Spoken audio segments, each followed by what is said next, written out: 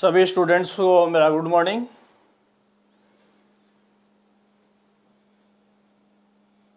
देखो, आज के इस वीडियो के माध्यम से अपन विधि द्वितीय वर्ष की कक्षाओं को आगे बढ़ाते हुए एक ऐसे टॉपिक पर डिस्कस करने जा रहे हैं प्रशासनिक विधि के संबंध में, जिसका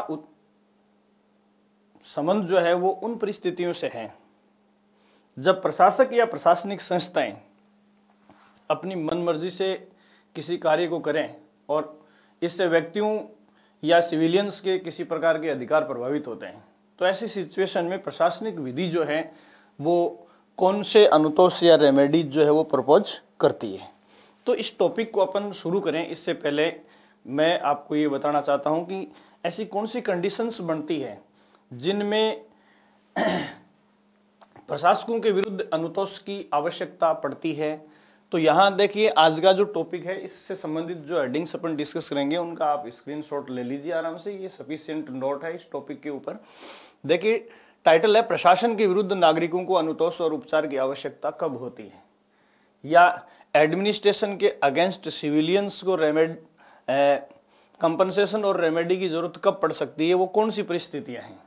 तो यहाँ देखिए, इसमें सबसे पहला जो बिंदु अपन ने लिया है वो है जब प्रशासनिक अधिकारी शक्ति प्रस्तात कार्य करें। शक्ति प्रस्तात का मतलब है अल्ट्रा वायरस। तो कहने का मतलब है कि जब कोई प्रशासनिक अधिकारी अपनी शक्तियों से बाहर जाकर या अपने अधिकारों से बाहर जाकर या अल्ट्रा वायरस कार्य करता है, तो ऐसी सिचुएशन में हमें प्रशासन के विरुद्ध रेमेडी की आवश्यकता पड़ती है। दूसरी सिचुएशन जो बनती है वो है जब प्रशासनिक अधिकारी नैसर्गिक न्याय के नियमों की अवहेलना करें।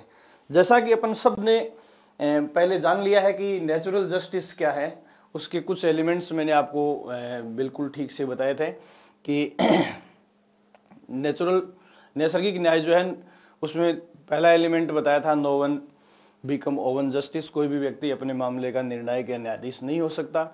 दूसरा लोकस स्टैंडाई की अपन ने चर्चा की थी कि प्रत्येक पक्ष को सुनवाई का अवसर मिलना चाहिए। तीसरी बात मैंने आपको बताई थी कि न्यायाधिकरणों का कार्य जो है वो रीजनेबल होना चाहिए। तो यहाँ देखो, अगर इस प्रकार की व्यवस्था या इस नेचुरल जस्टिस प्रिंसिपल का उल्लंघन यदि प्रशासकों द्वारा किया जाता है तो उस सिचुएशन में उनके विरुद्ध हमें अनुतोष या रेमेडी की आवश्यकता पड़ती है। तीसरी वजह जो है जब प्रशासनिक अधिकारी अपने शक्तियों का दुरुपयोग करें। देखिए, प्रशासनिक अधिकारी अपनी शक्तियों का यदि दुरुपयोग करते हैं और ये एक मानव की प्रकृति या स्वभाव का एक अंश या विशेषता मानी जाती है कि मनुष्य एक स्वार्थी प्राणी है, तो अपने स्वार्थ या लॉग रोलिंग से ग्रसित होकर वो अपने पक्ष में कुछ अतिरिक्त करना चाहता है। तो ऐसी सिचुएशन में यदि प्रशासकों के किसी कृत्य से सिविलियंस को ये प्रतीत होता है कि वे अपनी शक्तियों का दुरुपयोग करते हैं, तो ऐसी सिचुएशन में हमें प्रशासन के विरुद्ध अनुतोष और रेमेडी की आवश्यकता पड़ती है। और चौथा कारण, जब प्रशासनिक अधिकारी विधि विरुद्ध कार्य करें।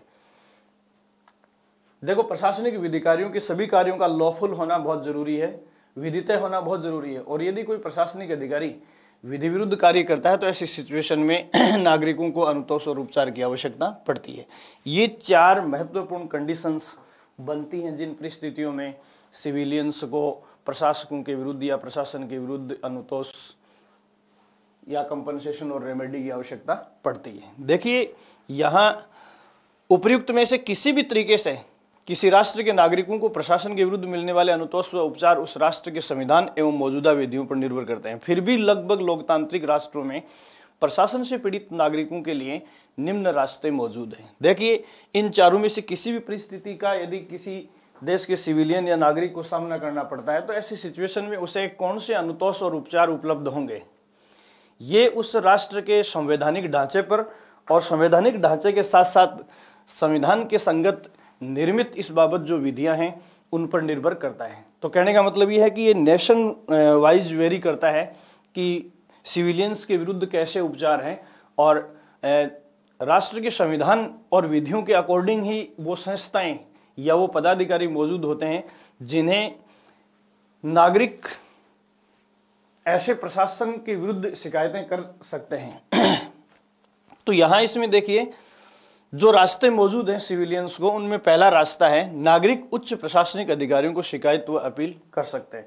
देखो बेसिकली सभी लोकतांत्रिक राष्ट्रों में ये एक डिपार्टमेंटल मैकेनिज्म होता है कि यदि भी किसी भी विभाग का जो कर्मचारी है या प्रशासक है वो किसी प्रकार का अपनी शक्ति का दुरुपयोग करता है, अल्ट्रा वायरस कार्य करता है, विधि विरुद्ध कार्य करता है या नैसर्गिक न्याय के नियमों का उल्लंघन करता है तो ऐसी सिचुएशन में उस डिपार्टमेंट के उच्च अधिकारियों या हायर अथॉरिटीज को शिकायत की जा सकती है। ये पहला रास्ता है। दूसरा देखिए, जहां उच्च अधिकारियों को अपील का प्रावधान नहीं होता वहां न्यायालय में अपील की जा सकती है। कुछ ऐसे सिस्टम्स भी हैं कुछ लोकतांत्रिक राष्ट्रों में जहां विभागीय उच्च अथॉरिटी या अधिकारियों को शिकायत की स्थिति नहीं बनती है या अवसर नहीं होता है। ऐसी सिचुएशन में उस राष्ट्र के सिविलियन जो है वो डायरेक्ट न्यायालय में जा सकते हैं। ये दूसरी पोजीशन या सिचुएशन बनती है। तीसरा जो रास्ता है वो है प्रशासनिक अधिकारियों के विनिश्चय के विरुद्ध उच्च न्यायालयों में अपील की जा सकती है। इसका मतलब ये है कि जिन राष्ट्रों में प्रशासन के विरुद्ध विभागीय उच्च अधिकारियों को शिकायत की व्यवस्था होती है और शिकायत के बावजूद भी यदि उच्च अधिकारियों द्वारा किसी प्रकार का प्रॉपर अनुतोष या उपचार उपलब्ध नहीं होता है, ऐसी सिचुएशन में उच्च न्यायालयों को अपील करने की व्यवस्था होती है। नेक्स्ट है उच्च न्यायालयों को परिवादी को शीघ्र अनुतोष प्रदान करने हेतु लेख जारी करने की शक्ति दी गई है। देखो हाई कोर्ट्स जो हैं उनको सिविलियंस के फंडामेंटल राइट्स को परिवर्तित करने के लिए रिट्स या लेख जारी करने की छूट दी गई है। तो और बेसिकली ये मैं आपको बता दूं कि इस चैप्टर में जहां अपन प्रशासन के विरुद्ध नागरिकों को अनुतोष और उपचार की बात करते हैं, वहां हाईकोर्ट और सुप्रीम कोर्ट द्वारा रिट्स जारी करने का जो रास्ता है वो सबसे सरल और सबसे मजबूत रास्ता है।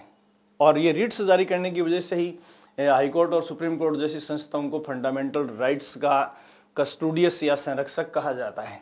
तो यहाँ रिट्स की अपन बात करेंगे। पांचवा जो रास्ता हो सकता है, सिविल न्यायालयों को निषेधाज्ञाओं के साथ साथ घोषणात्मक आदेशों को जारी करने की शक्ति प्रदान की गई है, जिसके माध्यम से आपत्तिजनक कार्यों को रोककर प्रार्थी को सुरक्षा प्रदान की जा सकती है। तो यहाँ देखिए कुछ सिविल राइट्स के ओवरराइड करने की स्थिति में सिविल न्यायालयों द्वारा निषेधाज्ञा या यूं कह सकते हैं कि स्टे ऑर्डर जिनको अपन कहते हैं या इंजेक्शंस जो हैं वो जारी करके उनके अधिकारों को त्वरित रूप से सुरक्षित किया जाता है। तो ये भी प्रशासकों या प्रशासनिक संस्थाओं द्वारा अधिकारों के दुरुपयोग या इन ऊपर वाली चारों स्थितियों में किसी भी प्रकार की पोजीशन बनती है तो उसके विरुद्ध जो है राइट सिविलियंस को प्राप्त होता है। यहाँ देखिए प्रशासन के विरुद्ध नागरिकों को अनुतोष एवं उपचार के संबंध में निम्न तथ्यों को का अध्ययन महत्वपूर्ण माना जाता है। इस चैप्टर में हमारे लिए जो महत्वपूर्ण डिस्कस करने वाली बात है वो बात है नंबर 1 संवैधानिक ढांचा, कॉन्स्टिट्यूशनल फ्रेमवर्क। जैसे अपन भारत की बात करें तो हमारे कॉन्स्टिट्यूशनल फ्रेमवर्क में आर्टिकल 32 के तहत फंडामेंटल राइट्स को परिवर्तित करवाने के लिए सुप्रीम कोर्ट को 5 प्रकार के रिट्स जारी करने की शक्ति है। इसी प्रकार हाई कोर्ट्स को आर्टिकल 226 के अंडर 5 प्रकार की रिट्स जारी करने के साथ साथ अन्य आधारों पर भी रिट्स या लेख जारी करने की शक्ति प्राप्त है। तो और इसके अलावा यदि किसी मामले में अपील की सिचुएशन नहीं है तो आर्टिकल 136 में सुप्रीम कोर्ट को विशेष इजाजत अपील को ग्रहण करने की छूट दी गई है। तो यहाँ ये सारी व्यवस्थाएं जो हैं वो सिविलियंस और देखो मूल अधिकार व्यक्ति और नागरिक दोनों को उपलब्ध है। तो व्यक्ति और नागरिक दोनों के लिए हमारा संवैधानिक ढांचा जो है वो बेसिकली रिट्स के माध्यम से मूल अधिकारों को परिवर्तित करने की व्यवस्था करता है, जिसका अध्ययन अपन नेक्स्ट क्लास में करेंगे।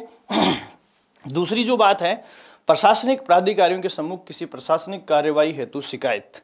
तो देखो दूसरा जो सिस्टम है वो प्रशासनिक प्राधिकारियों के विरुद्ध जो शिकायतें हैं वो प्रशासनिक कार्यवाही हेतु भी प्रस्तुत की जाती है। इनको अपन सामान्यतः डिपार्टमेंटल कार्यवाही के नाम से जानते हैं। तो डिपार्टमेंटल कार्यवाही जो है वो प्रशासन की विवेकी शक्ति के दुरुपयोग पर अंकुश का एक महत्वपूर्ण तरीका है और ये भी प्रत्येक राष्ट्र राज्य की प्रशासनिक व्यवस्था पर निर्भर करता है। तीसरा जो हमारे सामने महत्वपूर्ण तरीका है वह इस संबंध में गठित लोक संस्थाओं को शिकायत कर जांच की मांग करना। जैसे यहाँ अपन भारत की बात करते हैं तो अपने यहाँ राज्यों में लोक सेवकों के विरुद्ध शिकायतों का निस्तारण करने के लिए सर्वोच्च संस्था के रूप में लोकायुक्त संस्थाएं हैं, और राष्ट्रीय स्तर पर लोक सेवकों के विरुद्ध मिलने वाली भ्रष्टाचार या अन्य किसी प्रकार की शिकायतों की जांच कर उनका निस्तारण करने के लिए जो संस्था गठित की गई उसको अपन लोकपाल कहते हैं, लोकपाल या ओम्बड्समैन कहते हैं। तो इस प्रकार यहाँ अपने इस टॉपिक में एडमिनिस्ट्रेटिव लॉ में हमारे लिए जो महत्वपूर्ण है, भारतीय प्रशासनिक विधि के ढांचे में हम जिन महत्वपूर्ण बातों को देखते हैं उनमें फाइनली ये 3 चीजें अपन देखेंगे। कॉन्स्टिट्यूशनल फ्रेमवर्क, दूसरा है इसमें प्रशासनिक प्राधिकारियों के समूह किसी प्रशासनिक कार्यवाही हेतु शिकायत का सिस्टम क्या है, और लोकपाल और लोकायुक्त संस्थाएं।